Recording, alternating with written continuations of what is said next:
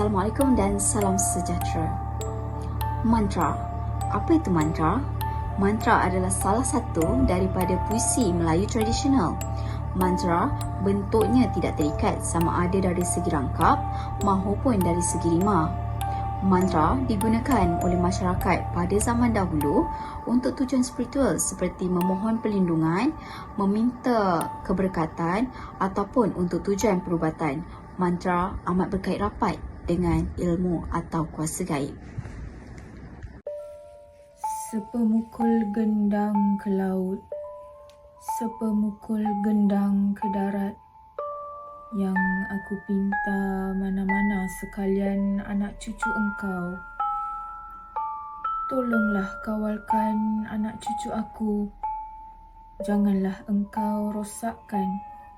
Janganlah kau binasakan. Engkau bela peliharakanlah mana-mana sekalian anak cucu engkau. Mana-mana yang bertapa di gunung, mana-mana yang bertapa di bukit, mana-mana yang bertapa di busut, mana-mana yang bertapa di teras, mana-mana yang bertapa di akar kayu, mana-mana yang bertapa di batang, mana-mana yang bertapa di dahan, mana-mana yang bertapa di daun, mana-mana yang bertapa di bongkol. Mana sekalian itu kau minta kawalkan 4 penjuru ladangku. Janganlah engkau mungkirkan setia kepada aku. Jikalau engkau mungkirkan, matilah engkau ditimpa tiang Kaabah, mati di sula besi kawi, mati di panah halilintar alam, iaitulah adanya. Mantra pendinding sering kita dengari untuk melindungi diri daripada musuh, sama ada dari manusia, makhluk halus atau binatang.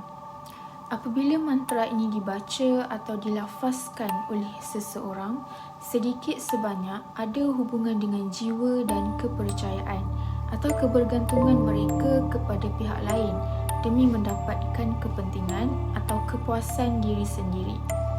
Menurut Manasikana pada tahun 1996 dalam seri Lanang Jaya Haji Rohani et al. 2013, mantra atau jampi ini bukan sekadar penglahiran perasaan seperti puisi, tetapi sifat manusia yang ingin meminta bantuan dengan menghubungkan alam nyata dan alam gaib. Seperti mana pernyataan oleh Nuriah Muhammad pada tahun 2006, mantra pendinding ini memperlihatkan betapa seseorang manusia itu sangat memerlukan suatu kuasa gaib yang dapat merubah nasib diri mereka sejajar dengan objektif yang ingin mereka capai atau ingin mereka miliki. Pun begitu, mantra pendinding bukan sahaja menggunakan atau meminta bantuan daripada jin sahaja, tetapi juga daripada Allah dan para malaikat. Dalam mantra, orang yang membaca atau melafazkan sering menggunakan unsur alam sebagai lambang seperti gunung dan laut, bergantung kepada bentuk atau jenis mantra yang mereka gunakan. Jika mantra yang digunakan sebagai penghias diri atau penggamit kasih, selalunya diungkapkan sesuatu yang indah dan menyenangkan seperti bulan, matahari, bintang dan sebagainya. Tetapi, jika mantra itu khusus untuk kekuatan tenaga sama ada fizikal atau batin, seringkali kekuatan besi seperti besi kursani akan dirujuk. Oleh itu, pendidikan kemahiran sangat penting jika dilihat dalam masyarakat Melayu. Ia meliputi kemahiran bertukang, ilmu perbomohan dan silat atau ilmu mempertahankan diri.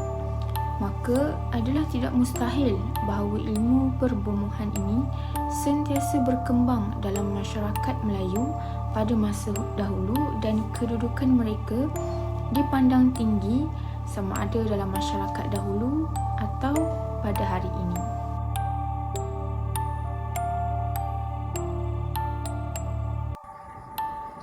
Baiklah, seterusnya kita teruskan lagi dengan memperincikan akal budi yang terkandung dalam bacaan mantra.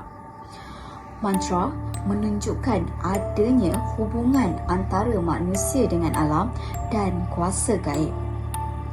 Masyarakat pada zaman dahulu seringkali mengaitkan idea mereka dalam berkomunikasi, dalam menyampaikan cerita dengan perhubungan yang ada di persekitaran mereka.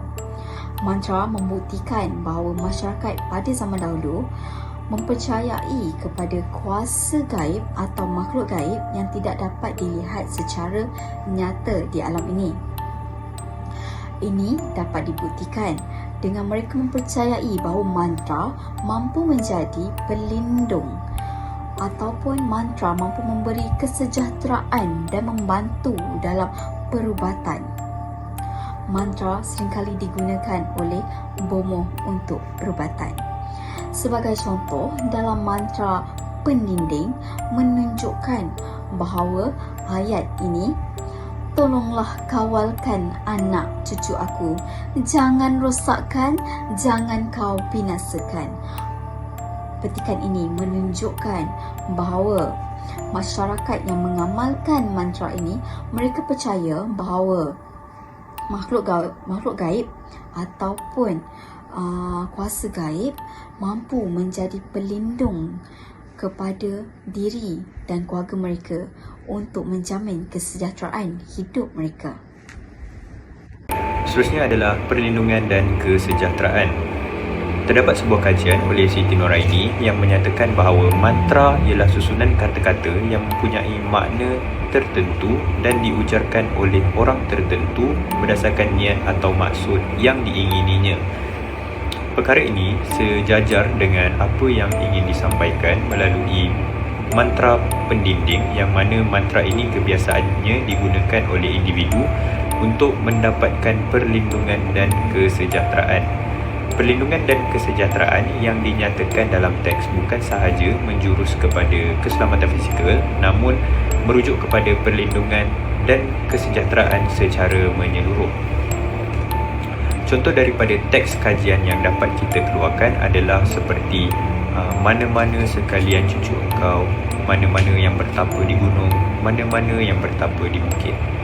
Berdasarkan petikan tersebut, kita dapat lihat bahawa terdapat unsur pemujaan yang menjurus kepada perlindungan daripada unsur alam.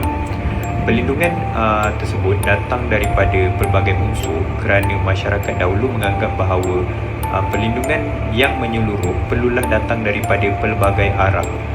Elemen-elemen yang dinyatakan adalah berdasarkan masyarakat Melayu dalam mengiktiraf kewujudan unsur alam dalam mendapatkan perlindungan secara menyeluruh. Selain daripada itu, dapat juga kita keluarkan satu lagi petikan untuk dijadikan contoh seperti 4 penjuru ladangku, janganlah engkau mungkirkan setia kepada aku. Yang mana perkara ini memaparkan bukan sahaja unsur mistik, tetapi terdapat simbolik dalam kehidupan masyarakat Melayu. Contohnya, perlambangan ladang yang digunakan merujuk kepada sumber rezeki untuk kelangsungan hidup dan kesejahteraan keluarga. Selain itu, 4 penjuru juga merujuk kepada perlindungan yang menyeluruh, iaitu manusia perlu menjaga kesejahteraan secara menyeluruh.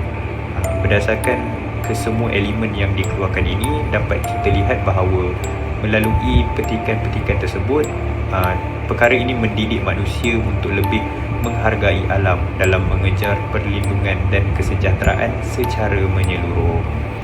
Selain itu, mantra pendinding ini juga memberi gambaran bahawa setiap apa yang dilafazkan atau dibaca baik-baik kata itu akan sentiasa dipercayai oleh pembaca yang mengamalkannya. Hal ini sering dilihat terjadi kepada seseorang yang sememangnya sangat mahu mendapatkan apa yang diinginkan. Apabila mantra dibaca, sudah pasti ada beberapa perkara yang ditekankan oleh pengamal untuk mendapatkan perkara yang diingini supaya pengorbanan yang telah diusahakan tidaklah menjadi sia-sia. Sebagai contoh, kalimat jikalau engkau mungkirkan, matilah engkau di tempat tiang Kaabah, mati di Sulawesi Kawi, mati di panah halilintar alam. Berdasarkan kalimat tersebut, dapat ditafsirkan bahawa pengamal mantra ini sedang berunding dengan kuasa gaib dan melalui pertuturannya, kepercayaan terhadap kuasa kata-kata itu sangat besar dan memberi impak. Hal ini bertepatan dengan pendapat oleh Nuriyah Muhammad pada tahun 2006, iaitu sikap kebergantungan manusia amat ketara sehingga mencipta mantra yang mujarab di samping memohon untuk kuasa mutlak untuk mengabulkannya. Jadi, melalui tafsiran akal budi, seseorang yang sangat mahu mencapai objektif dalam kehidupannya akan sentiasa berpegang teguh dan mempercayai kepada kuasa kata-kata, terutama dalam bacaan-bacaan mistik, di mana jika tidak ditunaikan kehendaknya, maka balasan yang setimpal akan berlarutan sehingga selesai seperti mendapat kecelakaan oleh alam sekeliling. Kerana bacaan mantra yang dilafazkan diibaratkan bersaksikan Tuhan atau sesuatu yang dianggap suci. Baiklah, seterusnya kita akan beralih kepada pembentukan akhlak murid cemerlang. Berdasarkan teks kajian mantra pendinding, didapati ketiga-tiga akal budi ini mampu membentuk murid ataupun membentuk akhlak murid yang cemerlang. Contohnya melalui akal budi yang pertama, iaitu hubungan manusia dengan alam gaib. Perkara ini mampu mewujudkan daya pemikiran murid yang lebih dekat dengan aspek ketuhanan, dan ianya juga mampu membentuk murid yang mempunyai rasa rendah diri. Yang kedua, kita ada perlindungan dan kesejahteraan. Perkara ini mampu mewujudkan murid yang mempunyai sifat kemasyarakatan dan bukan sahaja mementingkan kesejahteraan diri semata-mata, dan ianya secara tidak langsung mampu memupuk nilai tanggungjawab terhadap diri, keluarga dan masyarakat. Seterusnya adalah kepercayaan terhadap kuasa kata-kata. Perkara ini dipercayai mampu membentuk pertuturan murid yang lebih baik dan pembentukan komunikasi yang positif seperti mempunyai empati dan mampu mengawal emosi. Perkara ini bukan sahaja mampu membantu dalam pembentukan akhlak murid cemerlang, namun ianya juga sejajar dengan gagasan bahasa jiwa bangsa, yang mana kita dapat lihat melalui akal budi yang pertama, iaitu hubungan manusia dengan alam gaib. Perkara ini dinyatakan seperti itu adalah disebabkan oleh penggunaan bahasa yang digunakan adalah secara lembut, penuh hormat dan bersusun dalam membentuk hubungan manusia dengan alam gaib ini. Perkara ini menunjukkan kesedaran manusia tentang keterbatasan diri mereka, dan ianya juga menunjukkan pemilihan kata yang baik dalam mencerminkan akhlak rendah diri dan kepercayaan terhadap kuasa tertinggi. Yang kedua, kita ada perlindungan dan kesejahteraan. Perkara ini menunjukkan bahawa masyarakat Melayu dahulu sering menggunakan perkataan ataupun kata-kata yang bersifat simbolik dan berlapik. Perkara ini adalah untuk mewujudkan ataupun mengelakkan penggunaan kata yang bersifat kasar dan agresif. Unsur yang dapat kita nyatakan ataupun frasa yang dapat kita nyatakan dalam mantra pendinding, contohnya 4 penjuru ladangku yang melambangkan keseimbangan dan keharmonian hidup. Perkara ini mencerminkan pemikiran Melayu yang mementingkan perlindungan secara menyeluruh, bukan fizikal semata-mata, tapi merangkumi segala aspek jasmani, emosi dan rohani. Yang ketiga adalah kepercayaan terhadap kuasa kata-kata. Dalam pemilihan kata masyarakat, dalam masyarakat Melayu tradisional, mereka mewujudkan pemilihan kata yang sangat teliti, dan perkara ini dipercayai kerana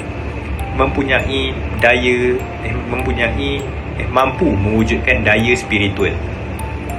Kepercayaan ini melahirkan budaya berbahasa secara beradab, berhati-hati dan pemilihan kata bukan secara sembarangan. Dan perkara ini juga mampu mencerminkan nilai tanggungjawab dan kesedaran moral dalam pertuturan.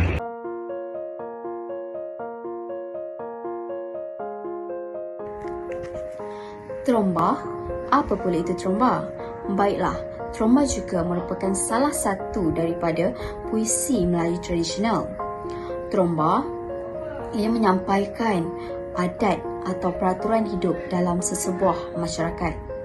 Tromba ia mempunyai susunan peraturan yang disampaikan dalam bentuk puisi. Tromba membawa pemikiran yang tinggi dengan ucapan dan kata-kata yang bersifat hikmat. Adalah saya bak kata orang, kok ibarat umur baru bertukar muda. Pendapatan pun belum ada, pandangan pun belum banyak, pengalaman pun belum jauh. Kok darah belum setampuk pinang, kok jalan kurang pasar. Kalau begitu, kedatangan saya ini ibarat pergi ke rumah singkap daun ambil buah. Adapun kedatangan saya ini sama-sama faham, orang ke awak, awak ke orang. Semenda bersemenda, kok ibarat dasar pusaka. Kok kurus dipupuk, kok segar disiram. Kok putus kata dipangkal, putus dengan dibagi. Duduk berperuntungan. Mati hukum Allah, duduklah pula sepelarasan. Pandang memandang satu nan lain, iaitu bersuku-suku. Berapalah sukunya 12? 12 mua, 12 jempul, 6 teraci, 6 gunung pasir. Kok selaman sepermainan, kok sejamban seperulangan. Tapi dek hukum tak mengambil, diharuskan pula semenda menyemenda. Kemudian ini ibarat adat kata, kok turun dari istana menjunjung tepak, kok turun dari balai menjunjung sabda, turun dari rumah nan bergetak tangga, kampung nan bersudut, disuruh oleh tempat semenda saya menjemput. Tromba atau lebih dikenali sebagai pantun adat merupakan antara budaya kaum Melayu untuk menyelidik latar belakang calon pengantin perempuan dengan memastikan kesesuaian taraf dan status sebelum membawa ke langkah berikutnya. Pemikiran masyarakat Melayu yang menunjukkan semangat kerjasama dan kesepakatan demi keharmonian masyarakat memuatkan lagi perbilangan adat dalam tromba. Seterusnya, dalam tromba adat Merisi ini membawa langkah awal untuk mendapatkan restu dari kedua pihak ibu bapa sebelum melamar, di mana fasa restu menjadikannya proses awal yang paling penting dalam perkahwinan Melayu tradisional yang kaya dengan falsafah tersirat melalui kiasan dan akal dan bidalan. Maksud peraturan adat tromba Merisi ini apabila wakil daripada pihak lelaki perlu mengambil hati ibu bapa si dara dahulu sebelum bertanyakan tentang anak mereka. Hal ini kerana anak dara mereka adalah di bawah jagaan sepenuhnya oleh ibu bapa. Maka, hubungan kekeluargaan dengan memperlihatkan tanggungjawab ahli keluarga berlandaskan perbilangan adat berfungsi sebagai saluran komunikasi. Peranan tromba sebagai perundingan halus yang membolehkan perbincangan sensitif tentang jodoh dilakukan secara beradab, tanpa langsung menyatakan tujuan merisik, dengan mementingkan etika kehidupan yang bermaruah. Kerana kata-kata dalam tromba disampaikan secara tersurat dan tersirat, sudah menjadi kelaziman di mana ibu bapa dalam masyarakat adat berpatih berusaha sedaya upaya dengan penuh teliti untuk mencari seorang calon yang sesuai sebagai menantu.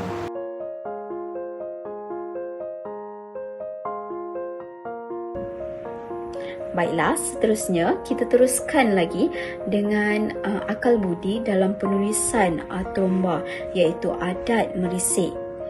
Pertama sekali, kita lihat kepada pemikiran yang berasaskan adat dan juga norma sosial.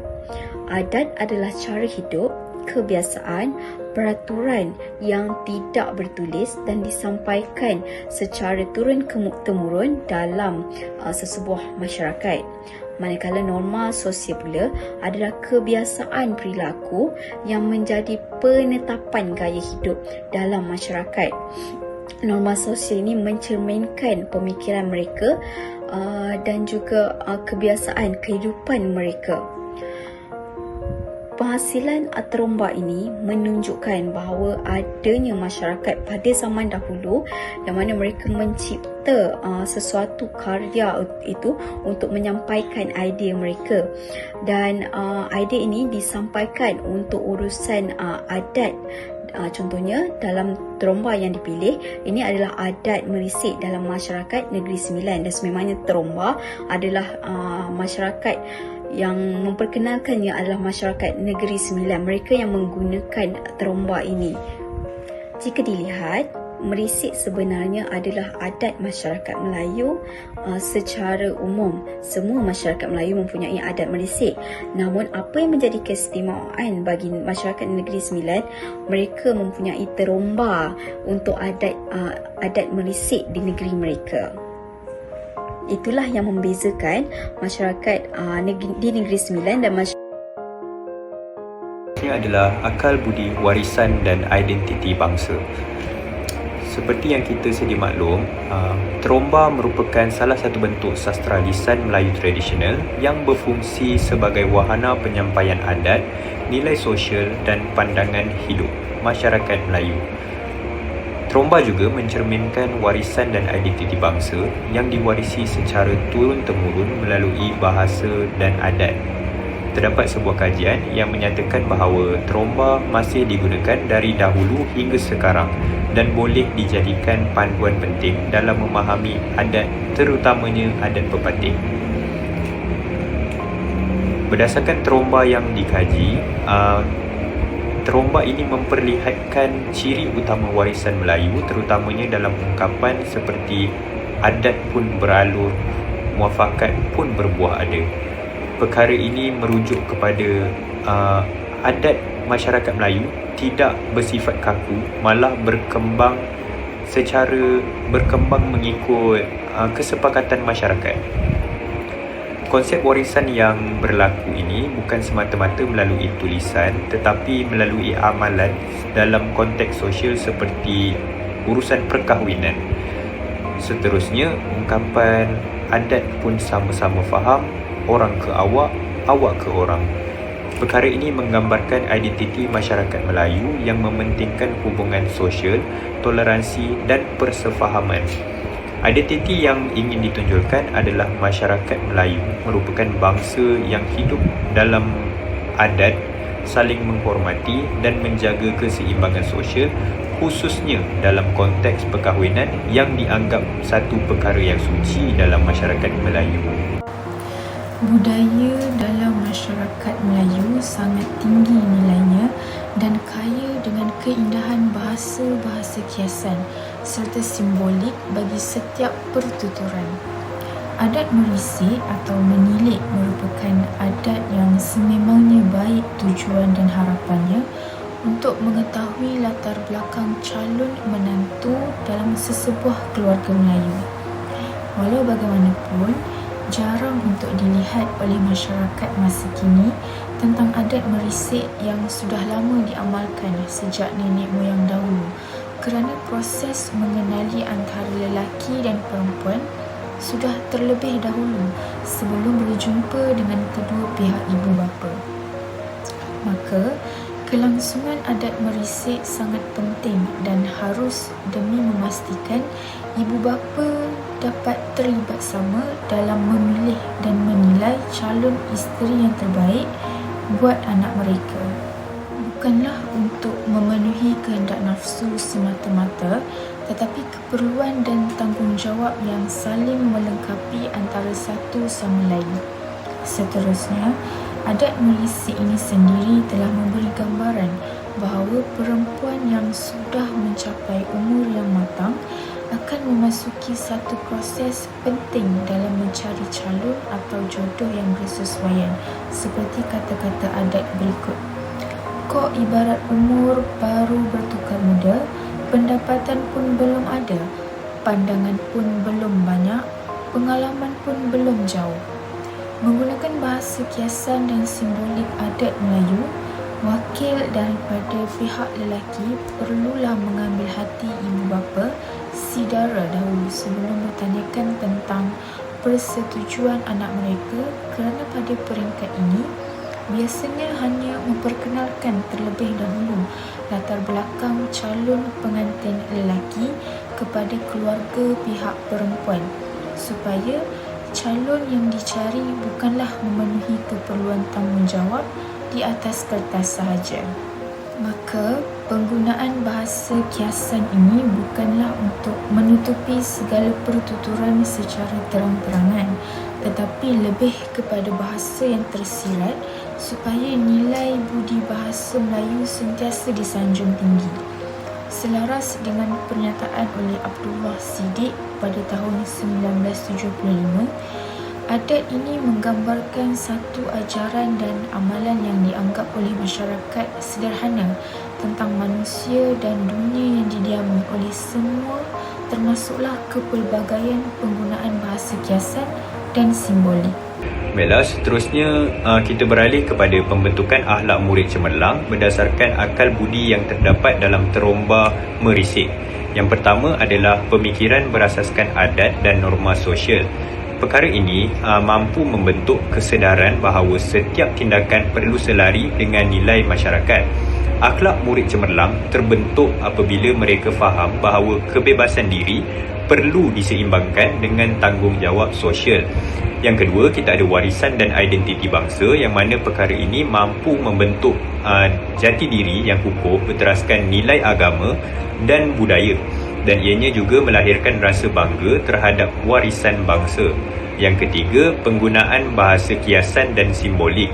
Perkara ini mampu membentuk kepribadian yang berhemah, sopan dan menjaga pertuturan, dan ianya juga menggalakkan kebijaksanaan dalam membuat keputusan serta kehalusan budi pekerti. Berdasarkan ketiga-tiga perkara ini, akal budi ini bukan sahaja mampu membentuk akhlak murid cemerlang, namun ianya juga sejajar dengan gagasan bahasa jiwa bangsa, yang mana kita dapat lihat melalui akal budi yang pertama, iaitu pemikiran berasaskan adat dan norma sosial. Perkara ini sejajar dengan gagasan bahasa jiwa bangsa kerana penggunaan bahasa dalam teromba ini digunakan secara tersusun, dan ianya digunakan untuk memelihara adat serta norma sosial. Ini membuktikan bahawa bahasa mencerminkan jiwa bangsa yang menjunjung adab dan keharmonian sosial. Yang kedua, warisan dan identiti bangsa. Perkara ini menunjukkan konsep yang jelas bahawa bahasa merupakan teras utama dalam pembentukan jati diri bangsa. Melalui teromba, nilai akal budi diwariskan dalam membentuk kesinambungan identiti bangsa tertentu. Seperti yang kita dapat lihat, teromba digunakan untuk membentuk kesinambungan dalam identiti bangsa masyarakat Melayu. Maka, memelihara bahasa bermakna memelihara jiwa dan warisan bangsa. Yang ketiga adalah penggunaan bahasa kiasan dan simbolik, yang mana bahasa kiasan dan simbolik ini memperlihatkan kehalusan budi dan kecerdasan akal bangsa Melayu. Penggunaan bahasa kiasan dan simbolik ini menggalakkan pemikiran yang dilakukan secara mendalam, bukan sekadar literal semata-mata. Kehalusan bahasa ini mencerminkan bahawa masyarakat Melayu tidak bersifat kasar, berfikir sebelum bertindak dan mengutamakan perkara yang mendatangkan hikmah.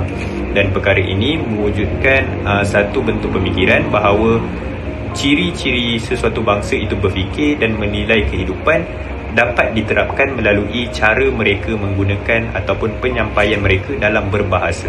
Berdasarkan kajian yang telah dijalankan, dapat dirumuskan bahawa mantra dan teromba memperlihatkan bahawa karya sastra lisan Melayu bukan sekadar warisan budaya yang bersifat ritual atau adat semata-mata. Kedua-dua puisi tradisional ini mempunyai nilainya yang tersendiri, yang mana kita dapat lihat melalui mantra, ianya mempamerkan akal budi yang menekankan perlindungan dan kesejahteraan hidup secara menyeluruh, meliputi aspek individu, keluarga, masyarakat serta hubungannya dengan alam dan perkara gaib. Tromba pula menzahirkan akal budi yang berteraskan warisan dan identiti bangsa melalui penegasan terhadap struktur sosial, hubungan kekeluargaan dan adat yang tersusun.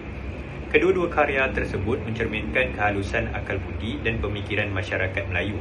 Oleh itu, kedua-dua puisi tradisional ini bukan sekadar kesinambungan terhadap warisan budaya masyarakat Melayu, namun ianya juga dapat digunakan untuk memperlihatkan cara ataupun kaedah dan kehalusan berfikir masyarakat Melayu pada zaman dahulu kepada masyarakat yang akan datang.